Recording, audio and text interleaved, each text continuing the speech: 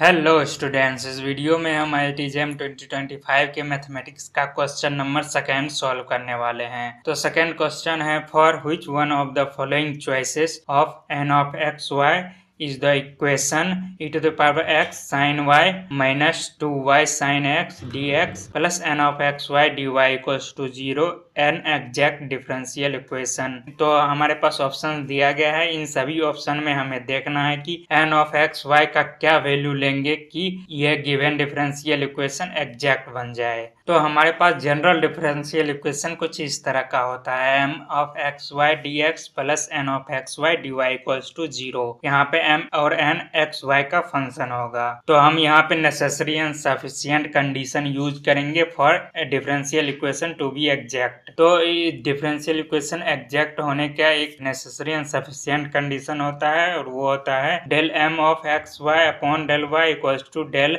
N of x y upon del x. तो हम ये necessary and sufficient condition use करके n of x y find कर सकते हैं। इसमें एम ऑफ एक्स वाई पता है, दिया गया है। अगर हम जनरल डिफरेंशियल इक्वेशन को कंपेयर करेंगे गिवन डिफरेंशियल इक्वेशन से, तो हम देखेंगे कि एम ऑफ एक्स वाई दिया गया है e to the power x sin y minus 2y sin x। ये एम ऑफ एक्स वाई दिया गया है, पर एन ऑफ एक्स वाई पता नहीं है, वही फाइंड करना है। हमें यहाँ पे necessary and sufficient condition use करना है, क्योंकि हम किसी डिफरेंशियल इक्वेशन को चेक करते हैं एग्जैक्ट है या नहीं, वो नेसेसरी एंड सफिशिएंट कंडीशन से ही चेक करते हैं। तो यहाँ पे इसलिए नेसेसरी एंड सफिशिएंट कंडीशन लगाना है, क्योंकि यदि लेफ्ट साइड और राइट साइड दोनों इक्वल हुआ तभी तो डिफरेंशियल इक्वेशन एग्जैक्ट होगा। तो यहाँ पे del m of x y upon del x equals to del n upon del x करके हमें चेक करना है कि ये दोनों इक्वल है या नहीं। दोनों इक्वल होगा तभी डिफरेंशियल इक्वेशन एग्जैक्ट होगा। तो हमें एम पता है और एन पता नहीं है, वो फाइंड करना है। तो हम फाइंड करते हैं। तो हमें एम ऑफ एक्स वाई पता है, तो यहाँ पे नेसेसरी एंड सफिशिएंट कंडीशन में रख देंगे। तो ये आ जाएगा del e to the power x sin y minus 2y sin x upon del y equals to del n of x y upon del x। n of x y नहीं पता है तो उसे ऐसा ही रहने देंगे। तो अब हम इक्वल्स टू के लेफ्ट साइड यदि पार्शियल डेरिवेटिव करेंगे, y के रिस्पेक्ट में करना है, तो e to the power x constant हो जाएगा, वो बाहर ही आ जाएगा सिर्फ, और साइन y के रिस्पेक्ट में पार्शियल डेरिवेटिव cos y हो जाएगा, और माइनस फिर सेकेंड टर्म में साइन x कांस्टेंट है, 2 साइन x कांस्टेंट है, तो वो बाहर आ जाएगा, और y के रिस्पेक्ट में पार्शियल डेरिवेटिव 1 हो जाता है। तो ये हमारे पास टोटली बन जाएगा e to the power x cos y minus 2 sin x equals to del n of x y upon del x। तो अब यहाँ पे n ऑफ एक्स वाई का पार्शियल डेरिवेटिव x के रिस्पेक्ट में आ रहा है e to the power x cos y minus 2 sin x के इक्वल।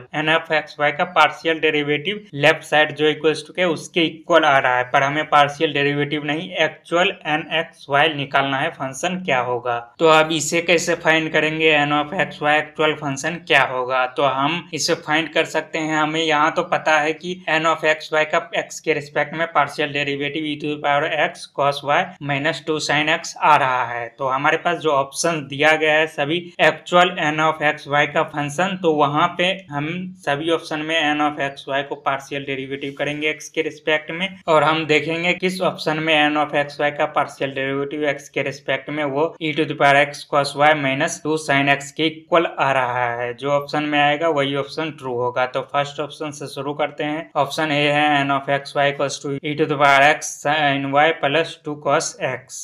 तो इसका पार्शियल डेरिवेटिव करेंगे x के रिस्पेक्ट में, तो ये आ जाएगा del n of x y upon del x equals to del e to the power x sin y plus 2 cos x upon del x। तो इसका पार्शियल डेरिवेटिव कर लेंगे, del n of x y equals to del n of x y upon del x equals to आ जाएगा। यहाँ पे x के respect में पार्शियल डेरिवेटिव कर रहे हैं, तो e to the power x का e to the power x he partial derivative हो जाएगा, और sin y कांस्टेंट है तो ऐसा ही रह जाएगा, और फिर 2 कांस्टेंट है, 2 का 2 ही रह जाएगा, और cos x का x के रिस्पेक्ट में partial derivative minus sin x आ जाएगा। तो e to the power x sin y minus 2 sin x, इस तरह से पार्शियल डेरिवेटिव आ चुका है n ऑफ एक्स वाई का फर्स्ट ऑप्शन का। तो अब क्या ये दोनों इक्वल है?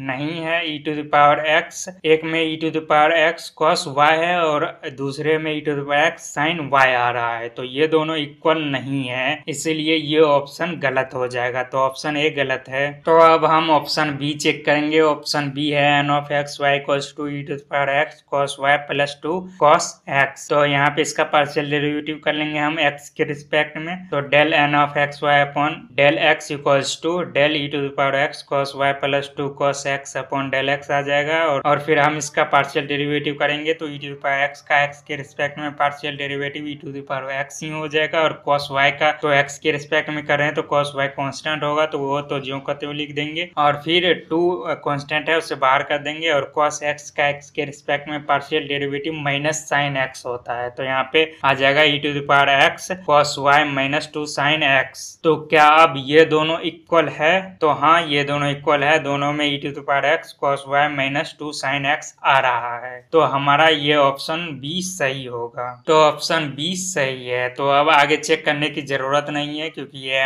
एमसीक्यू का क्वेश्चन है, तो इसमें से कोई एक ही ट्रू हो सकता है। तो ऑप्शन बी हमारा ट्रू आ गया है, तो अब आगे चेक करने की जरूरत भी नहीं है। तो इस तरह से इस क्वेश्चन को सॉल्व कर सकते हो। मिलता हूँ अब अगली वीडियो में बहुत जल्द।